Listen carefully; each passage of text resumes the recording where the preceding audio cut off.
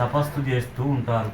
ఓం నమో నారాయణాయ, నారాయణ నారాయణ అనుకుంటూ తపస్సు చేస్తూ ఉంటారు.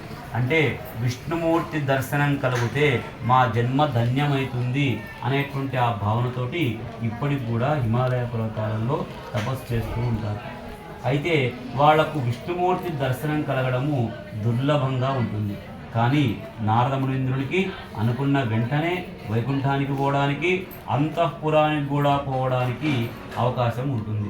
ఎందుకయ్యా స్వామి అంటే విష్ణుమూర్తి కుమారుడు బ్రహ్మదేవుడు, బ్రహ్మ మానసపుత్రుడే ఈ నారద మునీంద్రుడు. అందువల్ల ఈ విష్ణుమూర్తికి నారద మునీంద్రునికి వైకుంఠానికి పోవడానికి నేరుగా అవకాశం ఉంటుంది.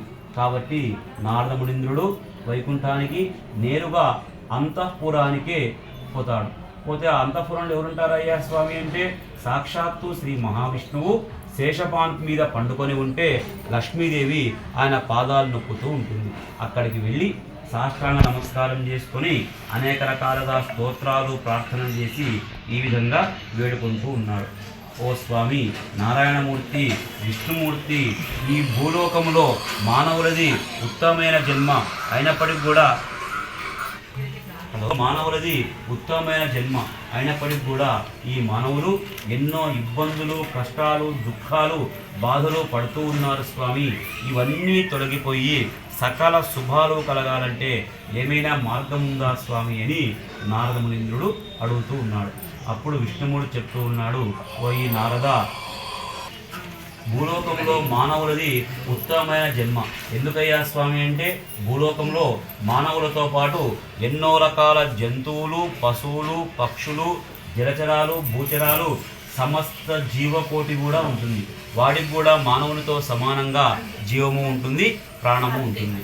అయితే ఒక మనిషికి మాత్రమే ఇది మంచిది, ఇది చెడ్డది అని కనుక్కునేటువంటి విచక్షణా జ్ఞానం ఉంటుంది. అంతేగాని ఏ పశువుకో పక్షికో విచక్షణా జ్ఞానము ఉండదు. అయినప్పటికీ కూడా ప్రతి మానవుడు తన ఉదయం చేస్తూనే తన కోసం కావచ్చు, తన సంసారం కోసం కావచ్చు, అనేక రకాల కర్మలను చేస్తూ ఉన్నాడు. ఆ కర్మలకు అనుసారంగానే మళ్ళీ మళ్ళీ పుడుతూ ఉన్నాడు, మళ్ళీ మళ్ళీ చేస్తూ ఉన్నాడు. అనేక రకాల ఇబ్బందులు, బాధలు పడుతూ ఉన్నారు నారద.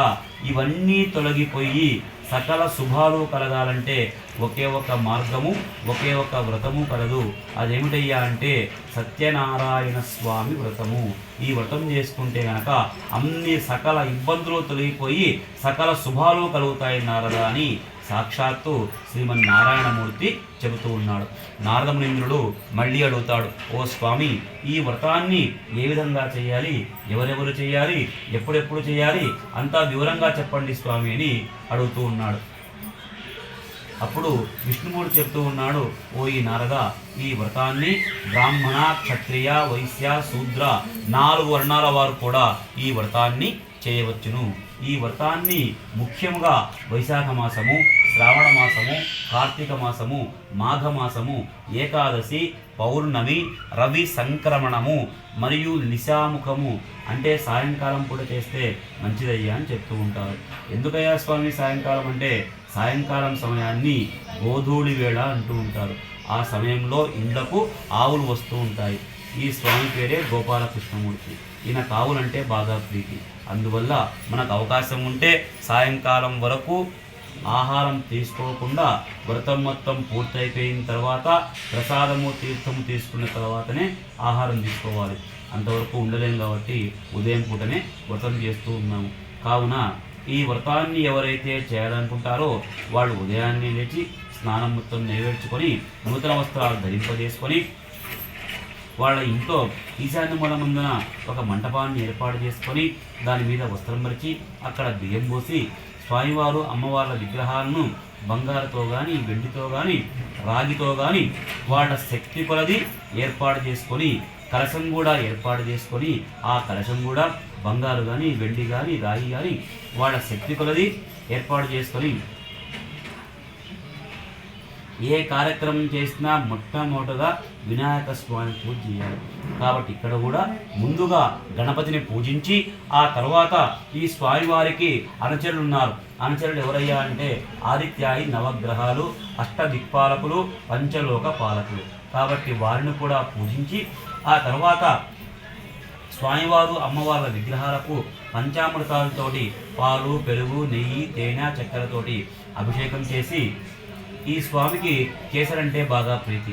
అందువలన కేసరిని నైవేద్యంగా పెట్టి అందరి బంధువులతో కలిసి ఒక బ్రాహ్మణోత్తముడితోటి ఎవరైతే ఈ వ్రతం చేయించుకుంటారో వాళ్లకు సకల శుభాలు కలిగి ఇహమందు భుక్తి పరమందు ముక్తి పొందుతారయ్యే నారద అని చెప్పి ఈ కథను ముగిస్తాడు. అక్షంతలు పూజ చేసి నమస్కారం. ప్రథమోధ్యాయ కథా సంపూర్ణ. కథ అయిపోతూనే ఒక టెంకాయ కొట్టాలి, 2 ఉదిగడ్డ తీసుకొని తిప్పాలమ్మ. దుర్మాగ్రపయామి ఒక టెంకాయ కొట్టిన ఒక ఉదిగడ్డ తిప్పండి సరిపోతుంది. వనస్పతిర్మధుపై నానాగంధే సుమితః ఆఘ్రే సర్వదేవాన్ ధూపోయం ప్రతిగృహ్యతాం. దుర్మాగ్రపయామి